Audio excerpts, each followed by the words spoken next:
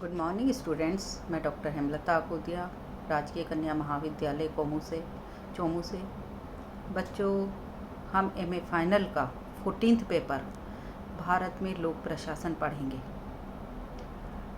हमने MA previous में लोक प्रशासन सिद्धांत और व्यवहार पेपर पढ़ा था। आप मान लीजिए काफ़ी कुछ ये पेपर उसी से मिलता जुलता है। वह हमने उस पेपर में हमने जनरल बातें करी थी लोक प्रशासन के बारे में। यहाँ पर हम भारत के संदर्भ में या भारत का लोक प्रशासन कैसा है इसके बारे में पढ़ेंगे। और इस पेपर को आप जब पढ़ोगे आपको बहुत मज़ा आएगा, क्योंकि इस पेपर में जो कुछ भी हम पढ़ेंगे वह सब प्रशासन के तौर पे हम अपने आसपास के सरकारी कार्यालयों में या अगर हम अखबार पढ़ते हैं तो उनमें प्रशासन के बारे में जो भी जानते हैं वो हमें सब कुछ पहले से मतलब काफ़ी कुछ हमें इस पेपर के बारे में पहले से पता है। तो ऐसे समय में हम इस पेपर को जब पढ़ेंगे तो हमें इसको पढ़ने में बहुत ही ज़्यादा मज़ा आएगा। तो जो हमारा पूरा सिलेबस है वह 3 भागों में विभाजित है। उसमें जो पहला यूनिट है उसके अंतर्गत हम जो भारत का प्रशासन है उसका उद्भव एवं विकास कैसे हुआ इसके बारे में जानेंगे। साथ ही साथ आप सभी जानते हैं कि भारतीय प्रशासन पर सबसे ज़्यादा झलक अगर हमें कोई दिखाई देती है तो वो ब्रिटेन के प्रशासन की दिखाई देती है। और हमारी कई सारी संस्थाएं तो आज भी ब्रिटेन के द्वारा जैसे स्थापित की गई थी वैसी ही है। तो हम इस पेपर के जो फर्स्ट यूनिट है उसमें ब्रिटेन का क्या प्रभाव पड़ा और साथ ही क्या विरासत रही ब्रिटिश शासन की हमारे प्रशासन में, उसके बारे में जानेंगे। इसके अलावा भारतीय संवैधानिक व्यवस्था व भारतीय प्रशासन में जैसे संसदीय प्रजातंत्र का कार्यकरण तथा क्षेत्र के विकास और संघवाद के बारे में हम इस पेपर में पढ़ेंगे। और इस पेपर में जो हम ये पढ़ रहे हैं इसको हम पूर्व में भी पढ़ चुके हैं। हमें भारतीय संघीय व्यवस्था के बारे में पता है, हमें भारतीय प्रजातंत्र के बारे में पता है, यहाँ की संसदीय व्यवस्था के बारे में पता है। तो आप जब इस पेपर को पढ़ोगे तो आप इसको काफ़ी ज़्यादा एंजॉय करोगे। इसके अलावा हम आर्थिक नियोजन और वित्त आयोग की विशिष्ट भूमिका के संदर्भ में पढ़ेंगे। वित्तीय प्रशासन के बारे में हम संपूर्ण रूप से इस पेपर में जानेंगे।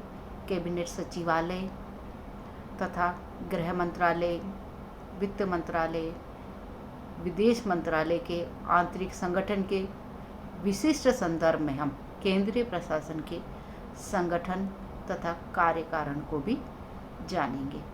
सचिवालय तथा सचिवालय व निदेशालय के संबंधों के विशिष्ट संदर्भ में राज्य स्तर पर प्रशासन की जो रूपरेखा है उसके बारे में भी हम इस सिलेबस में जानेंगे या इस पेपर में पढ़ेंगे।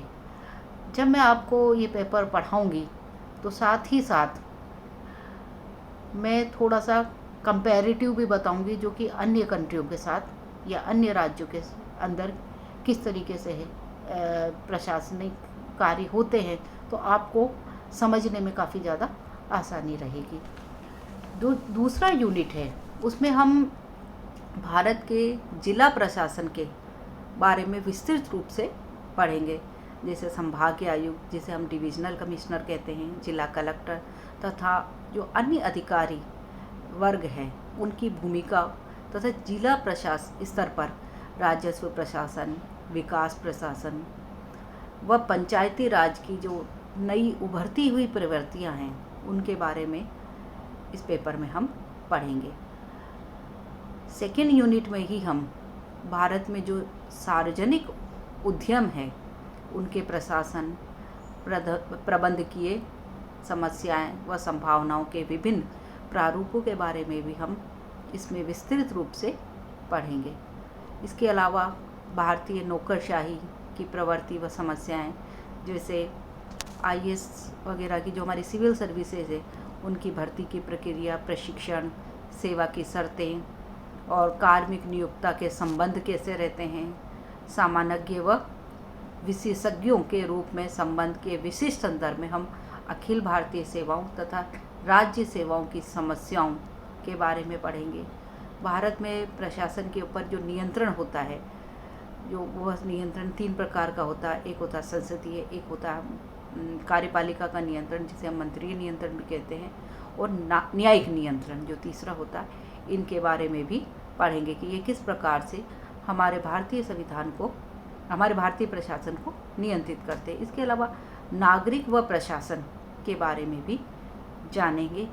लोकपाल व लोकायुक्त की जो संस्थाएं वर्तमान समय में काफ़ी लोकप्रिय हो गई, ये आपने एमए प्रीवियस में भी पढ़ा है, अब हम इसको भारत के संदर्भ में पढ़ेंगे। तीसरा जो यूनिट है हमारा वह है वित्तीय प्रशासन के संबंध में। वित्तीय प्रशासन आपने एमए प्रीवियस में पढ़ा है, बस आप ये मान लीजिए कि वही सब हम भारत के संदर्भ में पढ़ेंगे। तो वित्तीय प्रशासन में हम बजट का निर्माण कैसे होता है, बजट की स्वीकृति कैसे होती है, बजट का निष्पादन, वित्त पर जो संसदीय नियंत्रण है उसके बारे में पढ़ेंगे। इसके अलावा भारत का जो नियंत्रक और महालेखा परीक्षक का जो पद है और उनके कार्य है उनके बारे में जानेंगे। आर्थिक नियोजन व भारतीय प्रशासन में योजना आयोग, जिसका कि वर्तमान में नीति आयोग नाम रख दिया गया है, उसके संगठन व भूमिका के बारे में पढ़ेंगे। साथ ही हम राष्ट्रीय विकास परिषद की भूमिका, आर्थिक नियोजन की चुनौती के संदर्भ में भी प्रशासन में सुधार के बारे में पढ़ेंगे। और भारत में प्रशासनिक सुधारों के लिए जो प्रयास है वह और नीति आयोग के बारे में जानेंगे। बच्चों, तो हमें एमए जो फाइनल है उसके 14th पेपर भारत में लोक प्रशासन में यही सब पढ़ना है। इसके अलावा बच्चों, जब भी कोई समस्या आती है तो आप फ़ोन पर या अपने व्हाट्सएप ग्रुप में अपनी समस्याओं को डालकर समस्याओं का समाधान प्राप्त कर सकते हैं। समय समय पर जब मैं ये पेपर पढ़ाऊँगी तो अपने व्हाट्सएप ग्रुप में आपको असाइनमेंट भी दूंगी जिनको आपको करना होगा। Thank you.